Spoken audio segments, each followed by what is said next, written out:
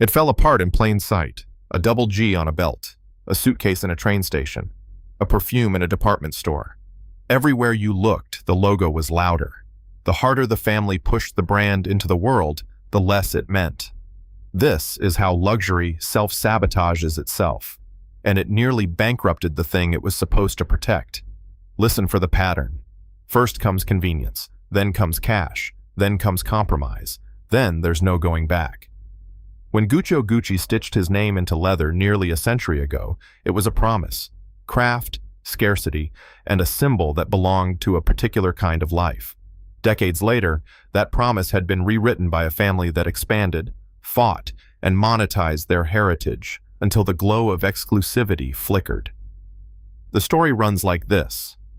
Inside the house of Gucci, long and bitter fights shredded control. Financial misconduct and divided loyalties hollowed management.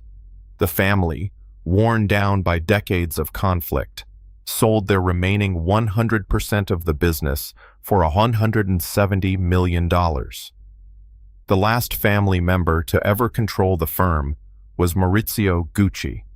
His life ended amid a scandal centered on his ex-wife, a scandal broadcast around the globe.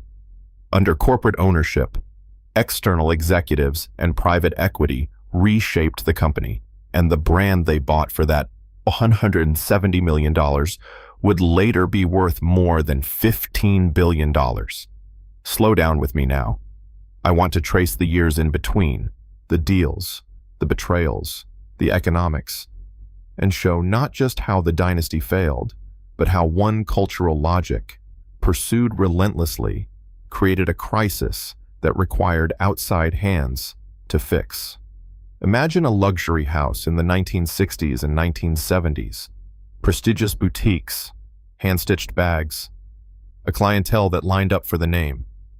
Then picture the same house by the 1980s, handing out rights like party favors, licenses to manufacturers, perfume lines in drugstores, logo belts in airport kiosks. Every new product made money instantly. Every agreement felt like validation. But the slow cost was cumulative and invisible. Why did this matter? Because luxury is, at its core, a signaling device. It depends on scarcity and story. When a logo becomes an everywhere good, its capacity to signal a rare status collapses. The prestige that once let the brand command extraordinary prices is replaced by ordinary price competition. Economists call part of this the erosion of a Veblen effect, where demand increases with price because the high price itself signals exclusivity. Slap the logo on 500 mid-priced items, and the unique language of exclusivity starts to sound fuzzy.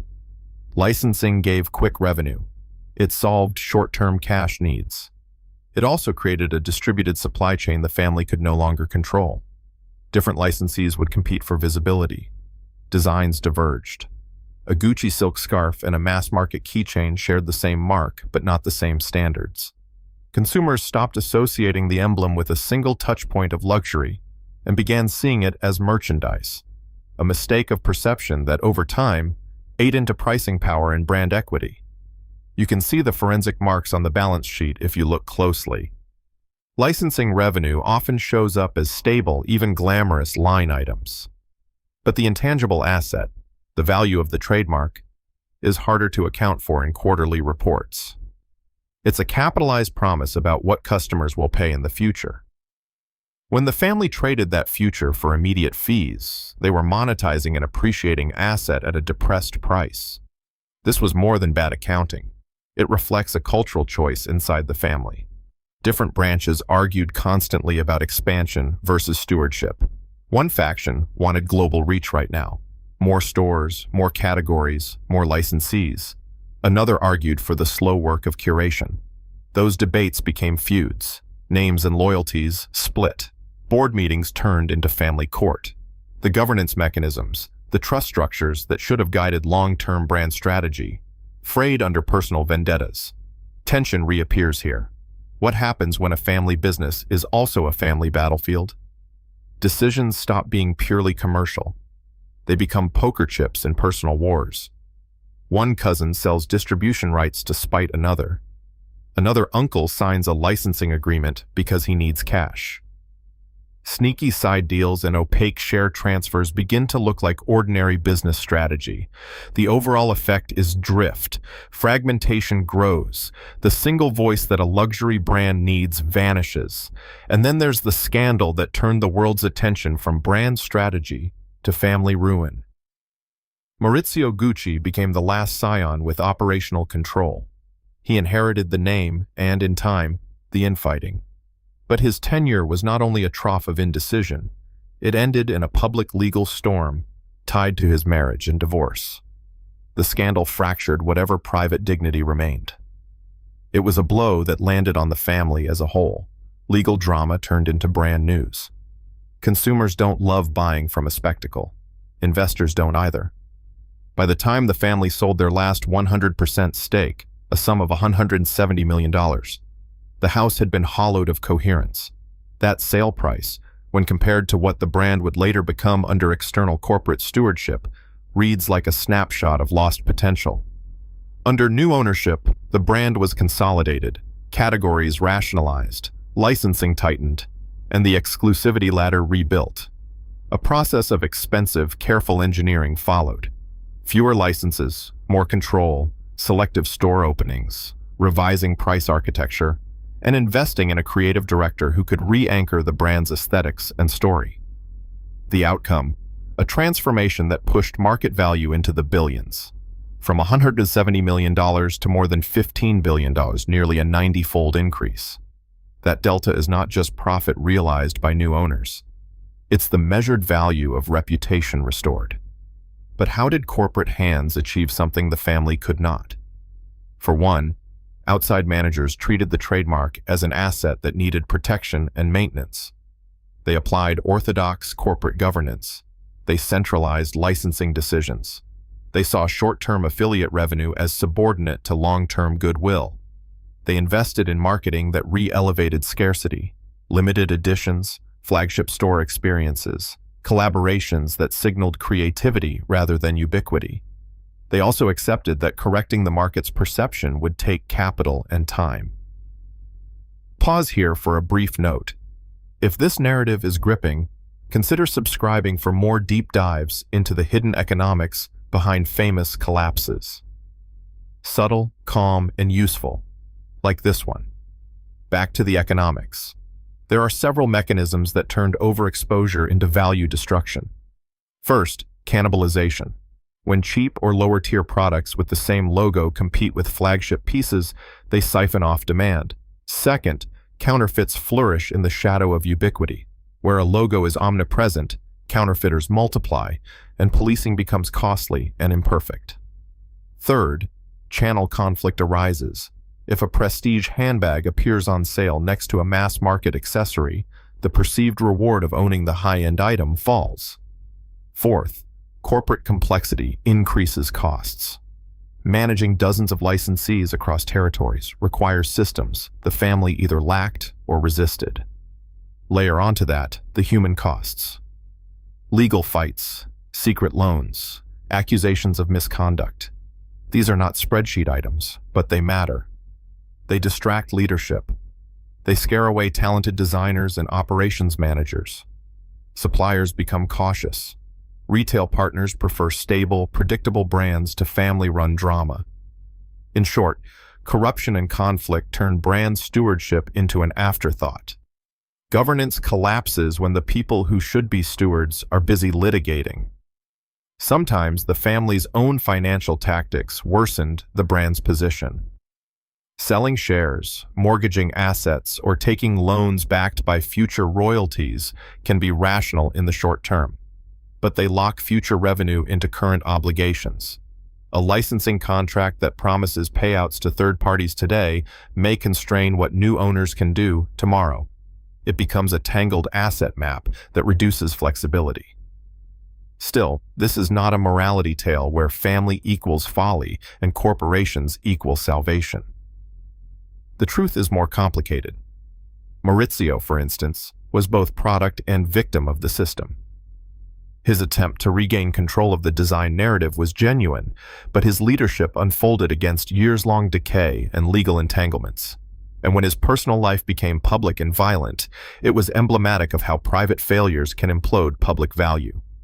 When outsiders took over, they had cold capital and strategic patience. They could write off bad contracts, buy out licensees, and reposition the product hierarchy. They reintroduced scarcity by controlling product runs, staged red carpet moments, and reasserted the visual identity, but with restraint. In marketing terms, they moved from make everything and sell it anywhere to create desire first, then supply.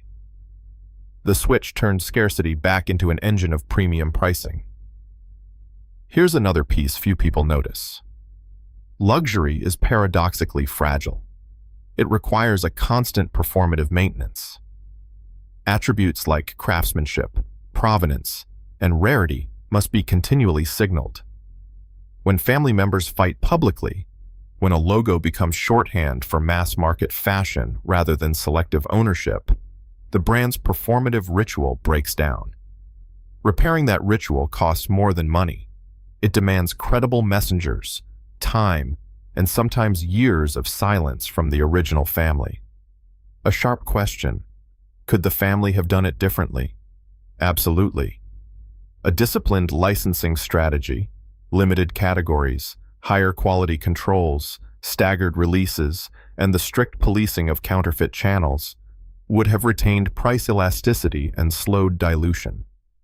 Equally, stronger governance mechanisms, independent directors, transparent financial reporting, and conflict of interest rules might have kept personal disputes from dictating corporate policy. But those are second-order changes. First, you need the will to prioritize stewardship over immediate cash. The Gucci story shows how short-termism, fed by familial pressure and personal need, can undermine that will. The human side deserves attention too. For decades, Gucci was about people. Artisans in workshops, family dinners, fights in offices. The emotional energy that made the brand brilliant also made it brittle. When trust eroded among siblings and cousins, so did the capacity for collective restraint. The decision to gift a license agreement here, to sell a stake there, was never just financial. It was a move in a chess game of honor, revenge, and survival. That's what forensic economics must account for. Financial decisions are often the outward manifestations of internal psychology. By the time the sale was completed, the family had exhausted both capital and cohesion. They received $170 million. It was a life-changing sum, but it was not the value of an intact brand, still resonating with aspirational meaning. That intangible was left as a set of promises, frayed but recoverable. The buyers bought both the heritage and the opportunity to engineer a luxury comeback. They stitched scarcity back into the product line, invested in higher-end craftsmanship, and ultimately re-anchored the brand in the luxury universe by controlling distribution and message. This recovery didn't erase the past. It turned it into a narrative asset. The legacy of the Gucci name became part of a story about reinvention. Yet the irony remains. The family's emotional and financial exhaustion produced a market price in 1993 that dramatically undervalued the brand's capacity. The roughly 90-fold growth under corporate ownership is a measure of both the brand's resilience and the opportunity cost of family infighting and poor stewardship. In the end, the lesson is particular and universal at once. Luxury will self-sabotage if those who own it value short-term cash and personal wins over cultural capital and disciplined stewardship. The more a logo is used as a pawn to settle private scores, the less power it has to confer status. The Gucci saga shows how logos, like reputations, need guardians. Without them, you can monetize a name, but you cannot own its future. As the story reaches its final chords, think about the image of that double G. Once a scarce icon, then wallpaper, and finally a restored hallmark of high fashion. That arc is a human story of hubris, error, and external rescue. It's also a technical story about asset management, signaling, and the economics of scarcity. Both are true, and both are necessary to understand why a family that gave the world a name could lose it, and why the same name, once handed over to outsiders, could grow into a multi-billion-dollar empire. If you want more tales of corporate revival, family drama, and the hidden forces that determine whether brands survive, subscribe, and listen again. Now, as we close, consider this. Reputation is a compound interest account. It grows slowly and can be spent quickly. Families that own icons must decide whether they are custodians or consumers. Those decisions echo for generations. The Gucci dynasty chose, in the end, to consume. The market corrected. But correction came at a price. Not just in dollars, but in heritage lost, and a family legacy forever altered. Thank you for listening. If this story stayed with you, subscribe for more deep, calm explorations into how fortunes are built and how they fall.